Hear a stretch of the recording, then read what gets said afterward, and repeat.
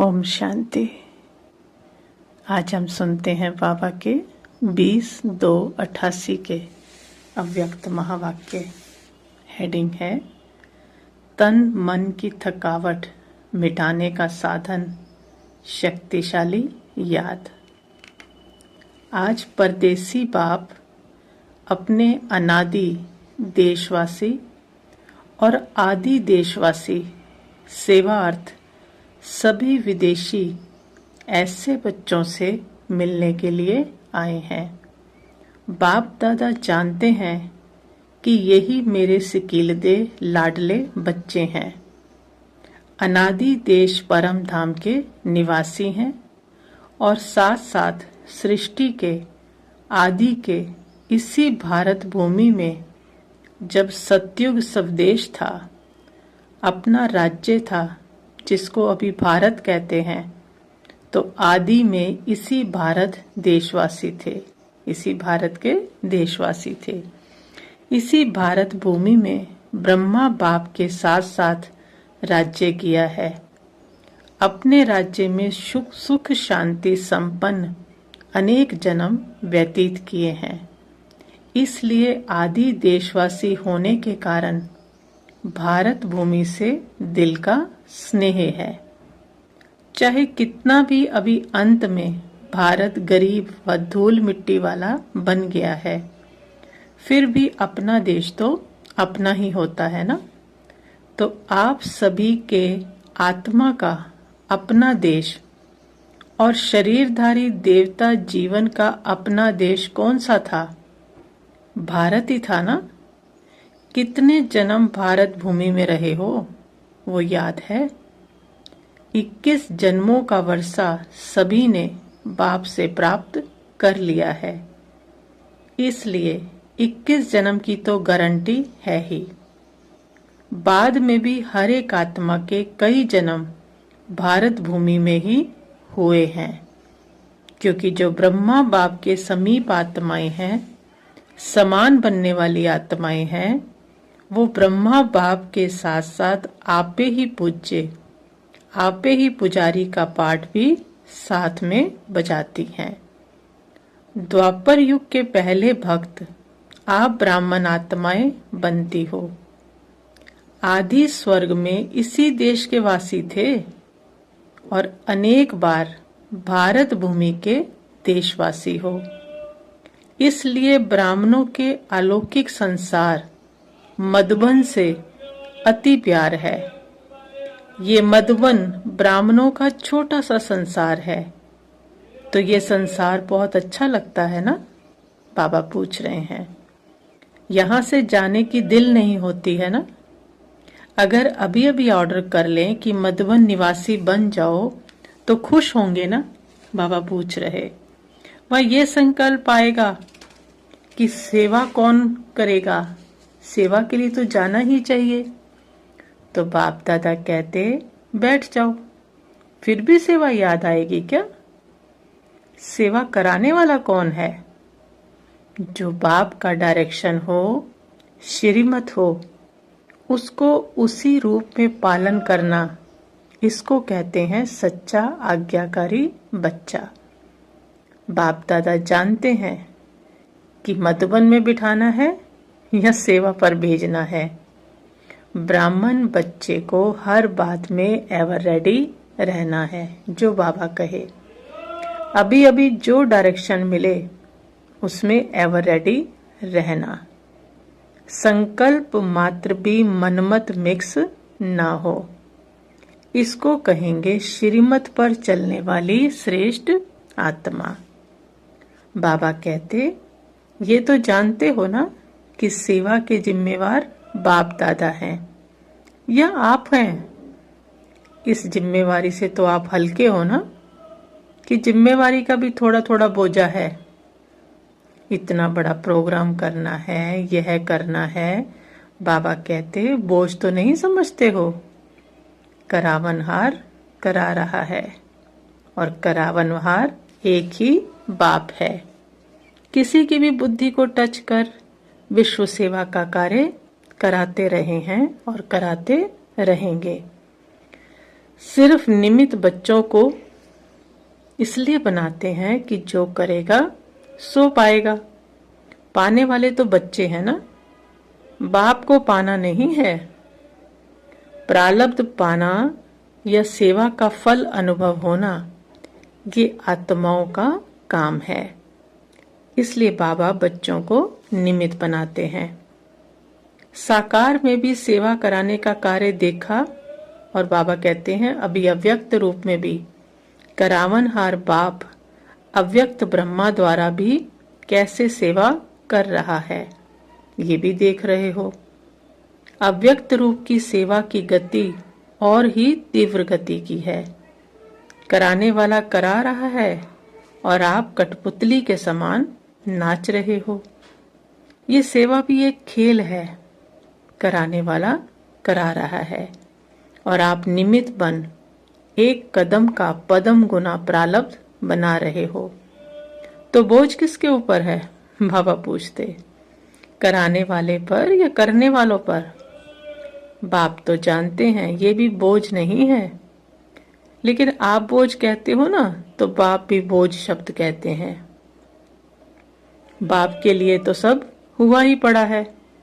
सिर्फ जैसे लकीर खींची जाती है ना, बस लकीर खींचना बड़ी बात लगती है क्या? तो ऐसे बाप दादा सेवा कराते हैं। सेवा भी इतनी ही सहज है जैसे कि एक लकीर खींचना है, बस रिपीट कर रहे हैं, निमित्त खेल कर रहे हैं। तो बाबा कहते जैसे माया का विघन खेल है ना, तो सेवा भी मेहनत नहीं लेकिन खेल है। ऐसे समझने से सेवा में सदा ही रिफ्रेशमेंट अनुभव करेंगे। जैसे कोई खेल किस लिए करते हैं? थकने के लिए तो नहीं करते ना, रिफ्रेश होने के लिए खेल करते हैं। चाहे कितना भी बड़ा कार्य हो, लेकिन ऐसे ही अनुभव करेंगे जैसे खेल करने से रिफ्रेश हो जाते हैं। चाहे कितना भी थकाने वाला खेल हो, लेकिन खेल समझने से थकावट नहीं होती, क्योंकि अपने दिल की रुचि से खेल किया जाता है। चाहे खेल में कितना भी हार्ड वर्क करना पड़े, लेकिन वो भी मनोरंजन लगता है, क्योंकि अपनी दिल से करते हो। और कोई लौकिक कार्य बोझ मिसल होता है, निर्वाह अर्थ करना ही पड़ेगा, ड्यूटी समझकर करते हैं, इसलिए उसमें क्या होती है? मेहनत लगती है। चाहे शारीरिक मेहनत का, चाहे बुद्धि की मेहनत का काम है, लेकिन ड्यूटी समझ करने से थकावट अनुभव करेंगे, क्योंकि वो दिल की खुशी से नहीं करते। तो जो अपने मन के उमंग से खुशी से कार्य किया जाता है, उसमें थकावट नहीं होती, बोझ अनुभव नहीं होता।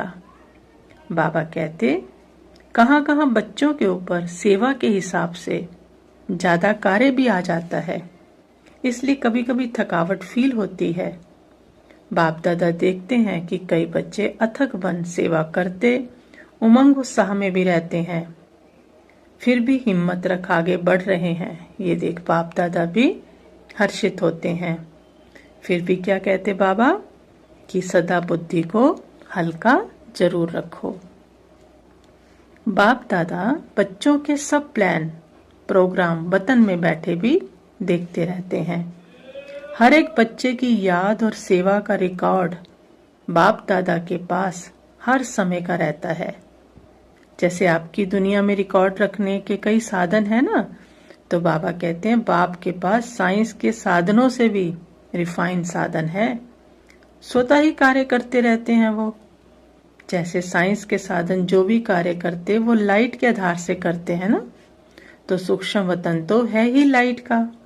साकार वतन के लाइट के साधन फिर भी प्रकृति के साधन हैं, लेकिन अव्यक्त वतन के साधन प्रकृति के साधन नहीं है। और प्रकृति तो रूप बदलती है, कभी सतो, कभी रजो, कभी तमो में परिवर्तन होती है। और इस समय तो है ही कौन सी प्रकृति? तमोगुणी।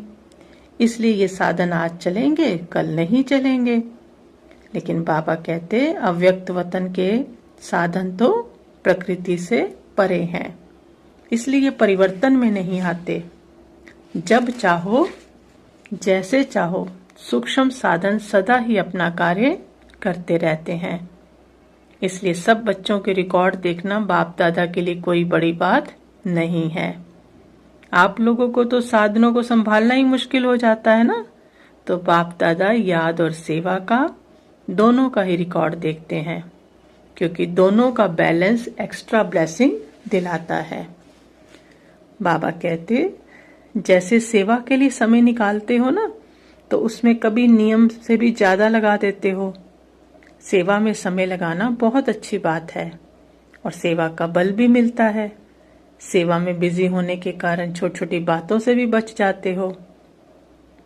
बाप दादा बच्चों की सेवा पर तो बहुत खुश है, हिम्मत पर बलिहार जाते हैं, लेकिन जो सेवा याद में, उन्नति में थोड़ा भी रुकावट करने के निमित्त बनती है, तो ऐसी सेवा के समय को कम करना चाहिए। अंडरलाइन करेंगे इस बात को कि जो भी सेवा याद में, उन्नति में थोड़ा सा भी रुकावट करने के निमित्त बनती है, तो ऐसी सेवा के समय को कम करना चाहिए। जैसे रात्रि को जागते हो ना, 12-1 बजा देते हो तो अमृत वेला फ्रेश नहीं होगा। बैठते भी हो तो नियम प्रमाण, और अमृत वेला शक्तिशाली नहीं तो सारे दिन की याद और सेवा में अंतर पड़ जाता है। तो मानो सेवा के प्लान बनाने में व सेवा को प्रैक्टिकल लाने में समय भी लगता है, तो रात के समय को कट करके 12 के बदले 11 बजे सो जाओ। वही 1 घंटा जो कम किया और शरीर को रेस्ट दिया, तो अमृत वेला अच्छा रहेगा, बुद्धि भी फ्रेश रहेगी। नहीं तो दिल खाती है कि सेवा तो कर रहे हैं, लेकिन याद का चार्ट जितना होना चाहिए उतना नहीं है। जो संकल्प दिल में व मन में बार बार होता है कि ये ऐसा होना चाहिए, लेकिन हो नहीं रहा है, तो उस संकल्प के कारण बुद्धि फिर फ्रेश नहीं होती।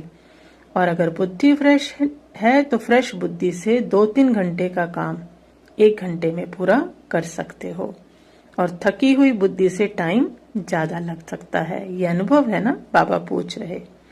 और जिनकी फ्रेश बुद्धि रहती, शरीर के हिसाब से भी फ्रेश और आत्मिक उन्नति के रूप में भी फ्रेश, डबल फ्रेशनेस रहती, तो 1 घंटे का कार्य वो आधे घंटे में कर लेंगे।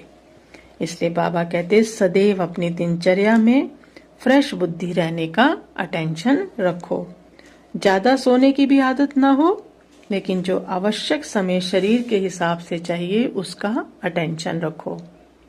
कभी कभी कोई सेवा का चांस होता है, मास तो मास में 2-4 बार देरी हो गई, वो दूसरी बात है, बाबा ये भी समझा रहे हैं। लेकिन अगर नियमित रूप से शरीर थका हुआ होगा, तो बाबा कहते याद में फर्क पड़ेगा। जैसे सेवा का प्रोग्राम बनाते हो, 4 घंटे का समय निकालना है तो निकाल लेते हो, ऐसे याद का भी समय निश्चित निकालना ही है। इसको भी आवश्यक समझ इस विधि से अपना प्रोग्राम बनाओ। सुस्ती नहीं हो, लेकिन शरीर को रेस्ट देना है, इस विधि से चलो। क्योंकि दिन प्रतिदिन सेवा का तो और ही तीव्र गति से आगे बढ़ने का समय आता जा रहा है। आप समझते हो अच्छा ये 1 वर्ष का कार्य पूरा हो जाएगा, फिर रेस्ट कर लेंगे, ठीक कर लेंगे, याद को फिर ज्यादा बढ़ा लेंगे।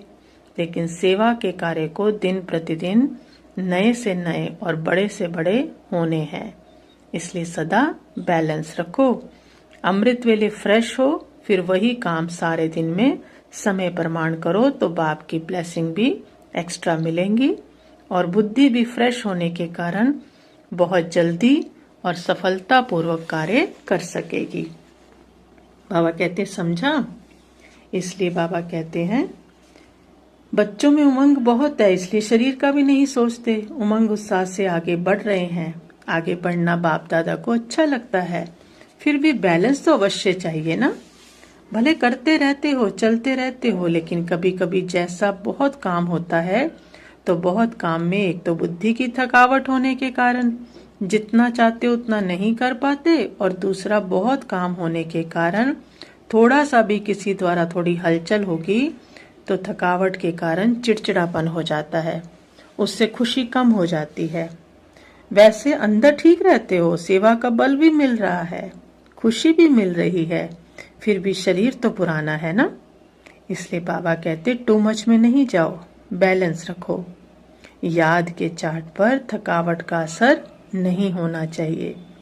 जितना सेवा में बिजी रहते हो, भले कितना भी बिजी रहो, लेकिन थकावट मिटाने का विशेष साधन हर घंटे व 2 घंटे में 1 मिनट भी शक्तिशाली याद का अवश्य निकालो। जैसे कोई शरीर से कमजोर होता है तो शरीर को शक्ति देने के लिए डॉक्टर्स 2-2 घंटे बाद ताकत की दवाई पीने के लिए देते हैं ना, तो टाइम निकाल कर दवाई पीनी पड़ती है। तो बीच बीच में 1 मिनट भी अगर शक्तिशाली याद का निकालो तो उसमें बाबा कहते ABC सब विटामिन्स आ जाएंगे। सुनाया था ना कि शक्तिशाली याद क्यों नहीं रहती। जब है ही बाप के और बाप आपका सर्व संबंध है, दिल का स्नेह है, नॉलेजफुल हो, प्राप्ति के अनुभवी हो, फिर भी शक्तिशाली याद क्यों नहीं रहती? इसका कारण क्या है? तो बाबा कहते अपनी याद का लिंक नहीं रखते। लिंक टूटता है, इसलिए फिर जोड़ने में समय भी लगता है और मेहनत भी लगती है और शक्तिशाली की बजाय कमजोर हो जाते हो। विस्मृति तो हो नहीं सकती, याद रहती है, लेकिन सदा शक्तिशाली याद स्वतः रहे, उसके लिए लिंक टूटना नहीं चाहिए। हर समय बुद्धि में याद का लिंक जुटा रहे, उसकी विधि ये है। ये भी आवश्यक समझो, जैसे वो काम समझते हो ना कि आवश्यक है, ये प्लान पूरा करके ही उठना है, इसलिए समय भी देते हो, एनर्जी भी लगाते हो, वैसे ये भी आवश्यक है, इसको पीछे नहीं करो कि काम पूरा करके फिर याद कर लेंगे, नहीं, इसका समय अपने प्रोग्राम में पहले ऐड करो। जैसे सेवा के प्लान किए 2 घंटे का टाइम निकाल फिक्स करते हो ना, चाहे मीटिंग करते हो चाहे प्रैक्टिकल करते हो, तो 2 घंटे के साथ साथ ये भी बीच बीच में करना है, ये ऐड करो। तो 1 घंटे में प्लान बनाएंगे, वो आधा घंटे में हो जाएगा। करके देखो। बाबा कहते हैं आप पे भी फ्रेशनेस से 2 बजे आंख खुलती है, वो दूसरी बात है, लेकिन कार्य के कारण जागना पड़ता है तो इसका इफेक्ट शरीर पर आता है, इसलिए बैलेंस पर सदा अटेंशन रखो।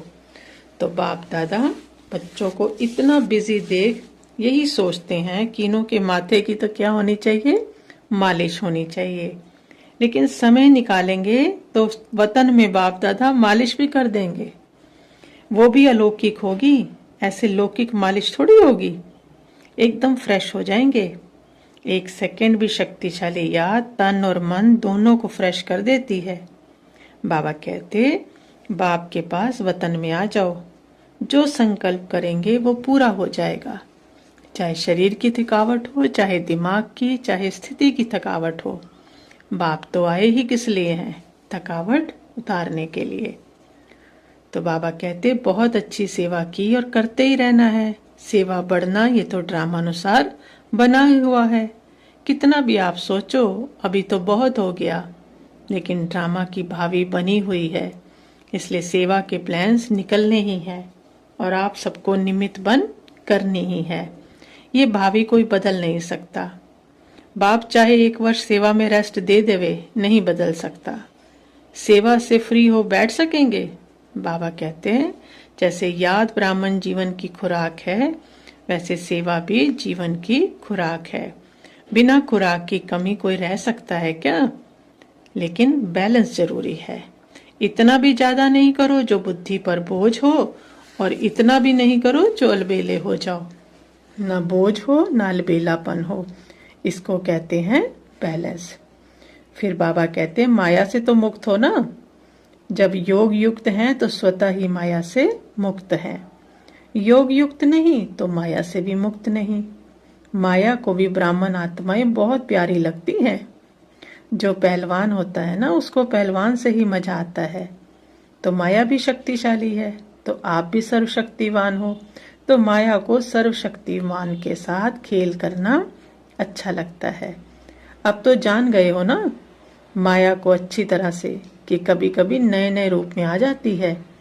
नॉलेजफुल का अर्थ ही है बाप को भी जानना, रचना को भी जानना और माया को भी जानना। अगर रचयिता और रचना को जान लिया और माया को नहीं जाना तो नॉलेजफुल तो नहीं ठहरे।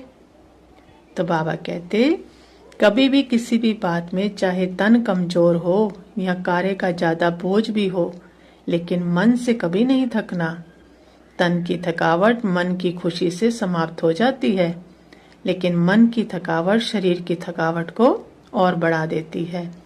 मन कभी थकना नहीं चाहिए। जब थक जाओ तो सेकंड में बाप के वतन में आ जाओ। अगर मन को थकने की आदत होगी तो ब्राह्मण जीवन के उमंग उत्साह का अनुभव होना चाहिए, वो नहीं होगा।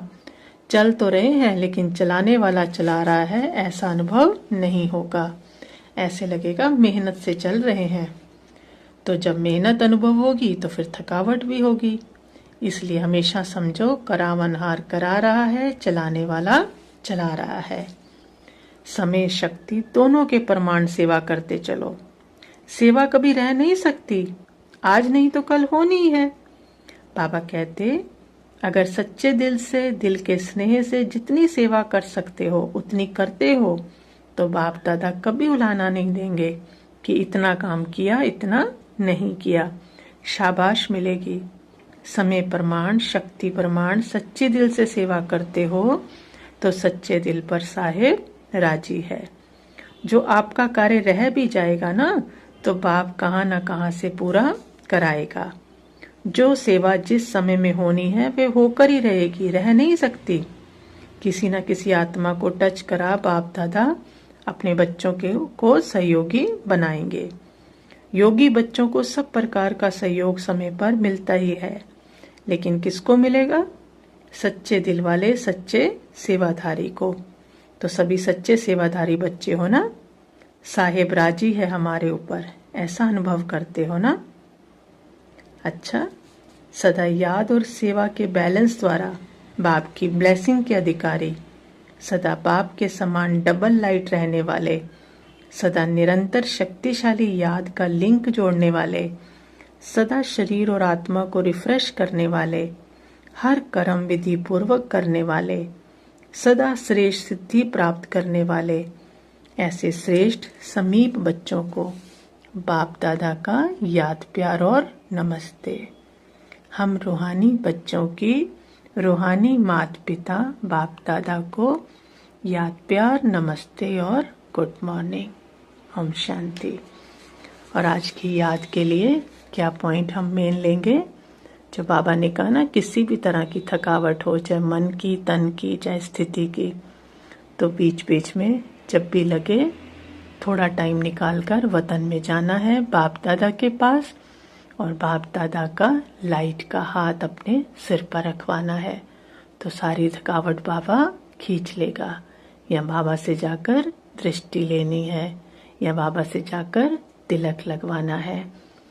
तो ऐसे बार बार हर 1 घंटे बाद, आधे घंटे बाद वतन में जाएंगे और बाप से तन मन स्थिति सब थकावट को उतार कर रिफ्रेश होकर बार बार नीचे आएंगे कि जैसे मैं अवतरित हुआ हूँ।